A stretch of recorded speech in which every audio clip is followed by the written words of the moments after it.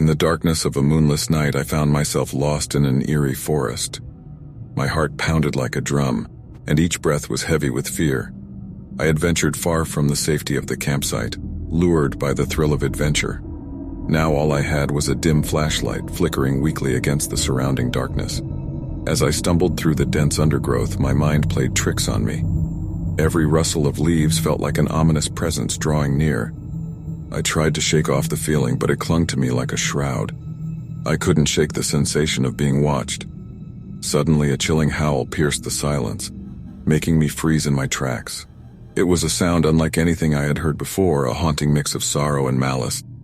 My instincts screamed at me to run, but my legs felt like lead. The forest itself seemed to conspire against me, the trees forming an impenetrable wall around me, blocking any escape route. I decided to follow a faint trail that seemed to lead somewhere. The path twisted and turned, leading deeper into the heart of the forest.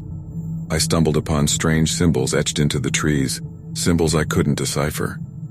Dread settled into my bones, warning me of something sinister lurking nearby. As I continued, the forest grew darker and colder. The trees appeared warped, their branches reaching out like skeletal fingers. My flashlight's beam cast eerie shadows that danced on the forest floor. Each step I took was met with a symphony of crunching leaves, the sound echoing through the desolate woods. It was then that I heard a soft whispering, like faint voices carried on the wind. I strained my ears, trying to make out the words, but they remained indistinct, taunting me with their mystery. Fear clawed at my mind, urging me to flee, but an inexplicable curiosity kept me rooted in place. I followed the whispers, moving cautiously towards their source. With each step, the air seemed to grow heavier, suffused with a malevolent energy. The forest seemed alive, pulsating with unseen eyes that watched my every move. Finally, I reached a clearing, and my heart sank as I saw what lay before me. A circle of stones, arranged in an ancient ritualistic pattern, stood ominously in the moonlit clearing. The whispers grew louder, urging me to join them, to surrender to the darkness.